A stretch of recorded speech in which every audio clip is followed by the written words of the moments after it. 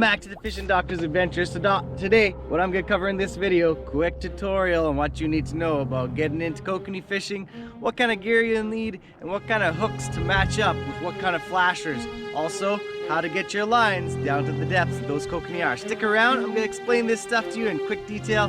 Hopefully it'll cover everything you need to know. Oh, look at that. I got him. Whoa! Whoa! It's like salmon fishing.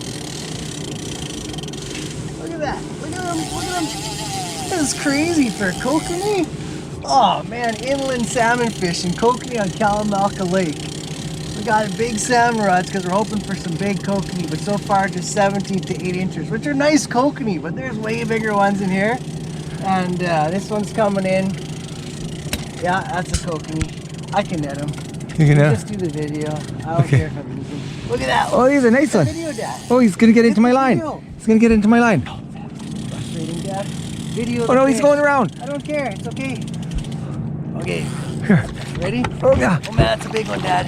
Yeah, I got him. Yeah, you got him. Oh, that's a nice one, Dad. Oh, that's a nice one. That's a beauty. So the basics of kokanee fishing is you're fishing vast bodies of water with suspended fish over deep water. These are fish that could be scattered over a big area, and you need to bring them into your lure. The best way to do that is to cover lots of water by trolling, and you want to use something that could flash and bring the fish in, and that's why we incorporate flashers of different kinds into our arsenal to catch these kokanee. So let's run through those closely and quickly and show you exactly what I mean. Now, you may have heard of gang trolls or lake trolls. This is typically what they're talking about. This is like a Gibbs Delta little willow leaf troll. These are about 1.5 inch blades with 4 blades. This works very well for kokanee. Smaller kokanee that are attacked by larger fish and may be scared of a larger blade presentation, this is maybe what you want to do. Okay, so that's one starter presentation.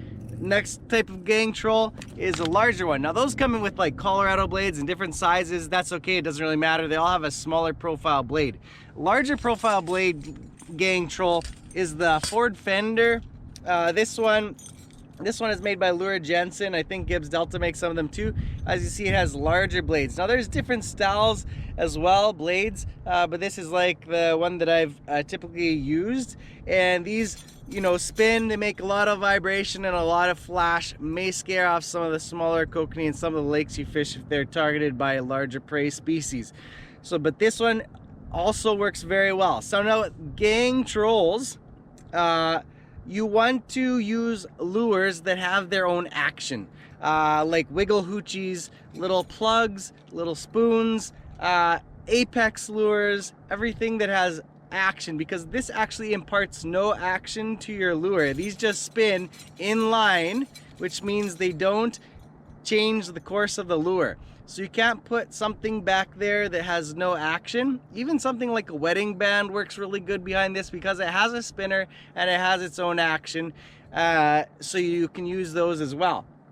Now, as for these, you may want to use something different. If you want to use something like a plain old hoochie or a fly or something like that for kokanee that has no action, then you have to move up to a different type of flasher, and you can use what's called a dodger. This is like a full-size dodger, and these also work well for kokanee. Some people think they're too big, but these work very well. Now, varying the length of your leader will change the action on the lure, because as this thing floats back and forth like this through the water, it kicks that lure out behind to the side to side. The kokanee really love that. You may look at it and think that's way too much action for the kokanee because they like going really slow. Well, that is in fact false. Kokanee love chasing and darting after these little flies and hoochies and stuff behind these dodgers. So you may need to use a leader length from anywhere from about 1 foot long to 2 feet long behind this. You just have to find out where the fish are liking it. I tend to use leader lengths on the shorter side because I think it kicks it a little faster and sometimes keeps some of the smaller fish away, but the big fish still seem to hit it. Okay, so that's one of the larger types of flashers. And then another one, these are just the, so that would be what we call a dodger. This is a flasher, the hotspot flasher. Gibbs Delta makes these as well, and these ones have a little bit different rotation. They kind of rotate around like this and give the presentation like a whirl and a whip instead of like a back and forth motion. So these also work well sometimes. And with these, usually people use about 2.5 lengths of leader. So anywhere at 18 to 24 inch leader. And you can, this is the smaller size. I think this is like the 9-inch side. There's 11-inch side, full size. But this one would be typically used for kokanee. And you would also put behind this lures that typically don't have action, like hoochies. But you can put stuff that has a bit of action, like a spoon. You sometimes have to use a little bit longer leader length if you think that presentation has too much action. But typically only behind these type of flashers and the Dodgers, I'll use usually the hoochies, okay? So that's flashing. Now, what type of lures do you need to use? Like I was saying, various types of lures, apex lures. This little thing is an apex, okay? Usually the 1.5 inch ones work great. You tip it with some bait, it wiggles all over the place, crazy erratic action, and the kokanee love this some days when they're not hitting anything else. Another one that we use often is what's called the wedding band. Now, this is what I started fishing kokanee with. It's just a chain of beads with a little ring in the middle. That's why it's called the wedding band, and a spinner. These also are deadly effective for kokanee, but you'll catch a lot of little guys on these, and you just tip it with whatever bait you want. You can vary the leader behind your gang troll, 12 to 18 inches. That usually is pretty effective. These little hoochies, like this. You see these little hoochies, and I'll put sometimes this smile blade in front or a little prop, and those will work really well behind these Dodgers or flashers. Those work great too. Little tiny plugs, let me see if I can find it. Little tiny plugs like that also work well for them. Kind of similar thing or action to the apex. It wiggles back and forth crazy, and that'll give you a lot of action for those kokanee some days when they're not chasing other things that have less presentation. Kind of is an aggression bite, and that works really well some days. Okay, I have some spoons here. Let me see if I can find one. The spoon that we like to use for kokanee is this little duty here. Lura Jensen needlefish. These work really well for kokanee as well. Tip it with whatever bait you want. It has a really fast little flashy wobble that's not very wide. It just flutters back and forth like a wounded bait fish. It doesn't have a very wide wobble, so this sometimes is good behind a Dodger as well, because it doesn't really flip all over the place, so it just spins back and forth. If that's too large for the kokanee you're fishing, there's also very tiny little spoons. These little Dick Knights or whatever they're called, you know, these little tiny spoons, only like less 3/4 of an inch long. They work very well for kokanee. Usually if you're targeting smaller kokanee, you would use those. I wouldn't target larger kokanee with these because they have a tiny hook, and you'll probably catch the little kokanee that you don't want to catch if you're targeting bigger kokanee. So those are just for lakes where you have smaller kokanee to go after. And so that, I think that's, I covered the basics, you know. You can also use these little flat fish as well. These little flat fish here, like this. Those will work for kokanee as well. So that's your basic setup, right? You have your flasher, you have your lures, and the next thing is bait, right? Okay, so bait, I use this stuff. Berkeley Gulp Alive, like they're the pink waxies. You see them like that? They smell delicious for the fish. And I just put a couple of those on, and I usually smear on some of this, either the kokanee or the trophy trout scents by Procure. Those work really well.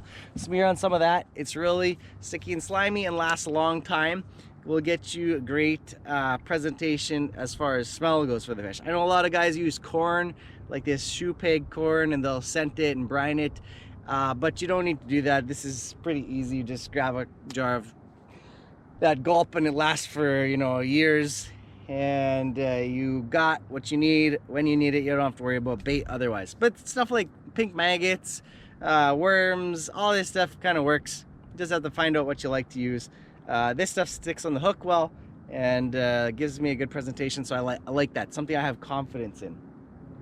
Next, how in the world do you get these lines down to the fish? Well, first of all, when I started, I didn't have you know, downriggers. We started just trolling with the gang trolls and weight on our lines. So there's a couple ways you can do it. You can use like an inline sinker, an inline sinker like this is a 4 ouncer. You can use anywhere from 1 to 4 ounces depending on how deep you go, usually 1 to 3 ounces.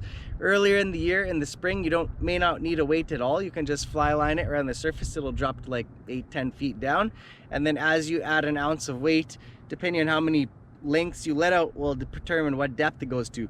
And so do keep track of that. When you put on, say, 1 ounce of weight and you let out 30 to 40 pulls, which are about a couple feet a pull, then you see if you're catching fish or not. You know, if you're catching fish, always put it back to that depth. If you're not, let out, 5-10 more pulls until you're catching fish. And then you always go back to that depth and you'll keep catching fish because you're in their target zone where you want to be, and that's how you're going to catch them. Okay, so that's an inline sinker. Now, if you don't have one of those, not as fancy, what we do is you take like a 2 ounce sinker like this and you put a snap. There's a hole on the bottom of your lake troll, and we'll just open that up and put a weight on there, different weights, whatever you want, and that works very well, getting your lake troll down to whatever depth. Super easy. Then you can change your weights really easy. You can put a 1, 2, 3, 4 ounce weight there, and you don't have to worry about messing with your inline sinker. This is the way we used to do it, and it works very well. Super easy and very effective. Then you can change your depth based on your weight. Okay, now if you have downriggers, then that's great. You can control the depth. That's why you use downriggers, is control depth angling. You put the lure at whatever depth you want. Now the key with downrigging is get that presentation back from the boat, especially if you're fishing shallow. Don't be scaring the fish away with your engine noise. You want to put the blade back, 30, 50, 60, 100 feet on some lakes that they're really finicky if you're fishing shallow. And then put it to depth. Watch your sounder, see where the arches are marking out at, and then start there. Put your weights down to whatever depth you're seeing the fish, and then make fine-tune adjustments, 5 to 10 feet up or down. And then when you start catching fish, just keep going down to that depth and you'll probably keep catching fish. So control depth angling is super simple because you know exactly where your weight is and exactly where your hook should be. Remember, the further you put your lure back from the cannonball, the lower it's gonna fall. So the shorter it is, the closer to the depth it's gonna be of the cannonball. The further you put it back, remember, it's just like trolling, it's gonna sink below that ball. So do remember that. The further back you are, the deeper you'll be, the shorter you are, the closer you are to the weight that it reads on your cannonball. So just remember that. That'll help you put your lure exactly where you're seeing the fish, and that'll help you catch more fish. Okay, if there's anything else you need to know, let me know in the comments below. I'd love to answer your questions. I'll help you catch some kokanee because it's a great fishery here in BC. A lot of the lakes are stocked with a ton of fish and a really underutilized fishery. You don't even see many people out here fishing. Now, this isn't a lake that's stocked. This has a naturally occurring shore spawning kokanee in Kalamalka Lake and stream spawning. In the stream spawners are the ones that get to large sizes. Those are the ones that are a little harder to catch, have to figure them out, and try to use larger lures to avoid catching small kokanee or bigger hooks. Because if you're catching those small kokanee and releasing them on hot summer days, they're most likely gonna have a high mortality rate and die anyway. So you wanna avoid catching them altogether. If you get a bite that's a little, feels like a little loose or a small fish, if you wait just a few seconds, a lot of times they come off. If you get a good bite and you feel like it's a good fish, then go ahead, by all means, catch them.